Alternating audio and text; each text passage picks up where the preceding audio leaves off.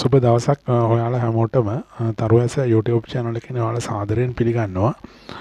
ඉතින් WhatsApp මාර්ගයෙන් මට ප්‍රශංසා කළා තිබුණා බොහෝ දෙනෙක්.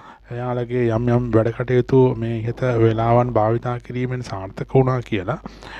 ඉතින් මම කියන්නේ අනිත් අයටත් සාමාන්‍යයෙන් අපිට ජන්ම පත්‍රයට අනුව සෑම දෙයක්ම පංචාංගයෙන්ම ගලපන්න මෙතන අමාරු කියන්නේ අපහසු නිසා බොහෝ දෙනෙක්ගේ යම් තාක් දුරකට මේ නැකත ජන්ම නැකත හෝ යම් තාක් දුරකට ගැලපීමක් කරලා ඔයාලගේ වැඩ කටයුතු සාර්ථක වෙන තැනට යම් වේලාවක් සකස් කර දීලා දීම මම ලොකු වාග්යක් කොට සලකනවා. ඉතින් සාමාන්‍යයෙන් අපි පුරුදු වෙලා ඉන්නවා අපිට සාමාන්‍යයෙන් හොඳ යම් දේවල් ලැබෙනකොට ඒ දේවල් පිළිබඳ යම් උපේක්ෂා සහගත හැඟීම් ඇති කරගන්නත් යම් දේවල් අපිට නොලැබී යනකොට යම් කරදර බාධක එනකොට කනසල්ලටපත් වෙන්නත් ඉතින් එතකොට තමයි එයාට ජන්මපත්‍රය මතක් වෙන්නේ. ඉතින් යම් දේවල් ලැබෙනකොට නිරෝගී සම්පත්තිය ආදී දේවල් ලැබෙනකොට ඒ දේවල් ගැන ඒ කට්ටිය තැකීමක් කරන්නේ නැහැ. අර ප්‍රශ්නය දාර්ශනික ඒ කියන්නේ පිළිතුර ප්‍රශ්නය තමන්ගේ වෙනතුරු පිළිතුර දාර්ශනික වගේ කියනවා වගේ තමයි එතන අදහස් කරන්න පුළුවන්.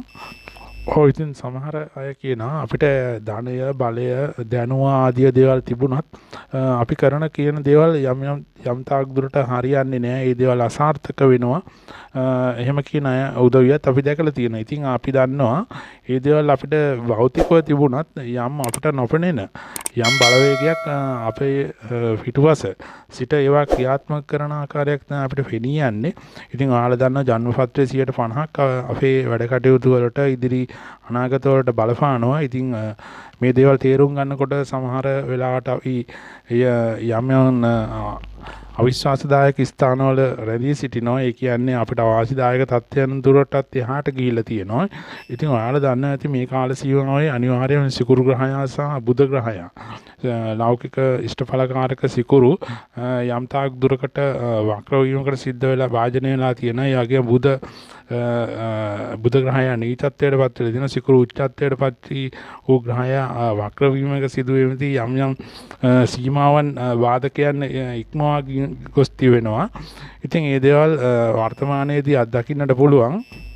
ඉතින් ඔයාලා දන්නවද ඒ හේතුව නිසාම මම කලින් වීඩියෝ වල සඳහන් කරලා තිබුණා ළමා පරපුර අතර හා යෞවනයන් අතර යම් මතභේදාත්මක සියදිවි නසා ගැනීම ආදී දේවල් සිදු වෙන්න පුළුවන් කියලා.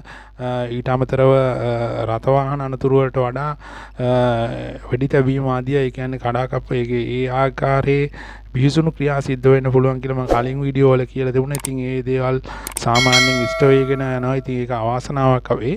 ඉතින් මෙතනදී මම අද ඉදිරිපත් කරන්නේ 28 වෙනිදා ඉඳලා 31 වෙනිදා දක්වා රාහු කාලය වගේම ඔයාගේ නැකතට ගැලපෙන සුබ වේලාවක් තමයි ඉදිරිපත් කරන්න බලාපොරොත්තු වෙන්නේ. 28 වෙනිදාවත් කිවිදාවත් සිකුරාදා ඔන්න ඔයාට රාහු කාලයේ තියෙන උදෑසන 10:42 ඉඳලා 12:13 දක්වාත් රාත්‍රී කාලයේදී 10:44 ඉඳලා 12:13 දක්වාත් ඉතින් ඔයා මේ කාලයන් මගහැර ඔයාගේ සුබ වැඩ කටයුතු වලට යොමු වෙනවා නම් වඩාත්ම සුබදායක වෙනවා. ඉතින් 7:24 7:38 කියන උදේ කාලය භාවිතා කරන්න. ඊට අමතරව සවස් කාලයේදී 6:18 කියන වෙලාව ඔයා තෝරා ගන්න ඕන. සුබ දිශාව විදියට උතුරු දිශාව තමයි තෝරාගත යුත්තේ. ඉතින් ඔයා උටුව නැගත තමයි ඒ දිනට පවතින නැගත වෙන්නේ. ඔයා පුෂා අනුර උත්තර උටුව වගේ නැගතින් ඉපදුනා නම් සිත දිනට මොසිරස සියාවස අද කියන නැගතකින් ඉපදුනා නම් ඊට කාලයන් වලට වඩාත්ම ගැලපෙනවා. දිනාධිපති ආදියට සිකුරු ග්‍රහය තමයි ක්‍රියාත්මක වෙන්නේ. ඔන්න සනිදා හෙවත් 29 වෙනිදා රාහු කාලයේ තියෙන උදෑසන 9:10 ඉඳලා 10:40 දක්වා රාත්‍රී කාලයේදී 9:00 කාලයේ සිට 9:15 ඉඳලා 10:44 දක්වා ඔන්න උදෑසන 7:41 7:25 කියන කාලයන් සුබ වැඩකට උදේට යොදා ගන්න නම් ඉතාමත් ගැලපෙනවා. අපර කාලයේදී 6:22 සහ 7:30 කියන කාලයන් යොදා ගන්න ඕන නම් වඩාත් ගැලපෙනවා. සුබ දිශාව විදියට නැගෙනහිර දිශාව යොදා ගන්න ඕන. ඉතින් එදිනට පවතින නැගත උත්තර පුටුව නැගත ඔය අස්ලිස දෙට රේවතී හෝ සා සියාවස අද කියන නැකතක් නැත්තම් විසා උටුව මුණා විසා කියන නැකතකින් ජන්ම වෙලා තියෙනවා. අන්න ඉහත කාලයන් භාවිතා කිරීම වඩාත්ම ගැලපෙනවා.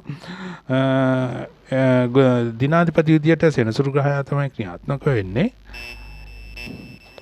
ඕවන 30 වෙනිදා එහෙමත් රිවිදා රාහු කාලයේ දෙනවා සවස් කාලයේ 4:46ත් 6:14ත් රාත්‍රී කාලයේදී 4:38ත් 6:17ත් කියන වෙලාවල් ඔන උදෑසන 7:26 7:38 කියන කාලයන් වලට භාවිතා කරන්න පුළුවන්. අපර කාලයේදී 7:37 6:22 කියන කාලයන් වලට භාවිතා කරන්න පුළුවන්.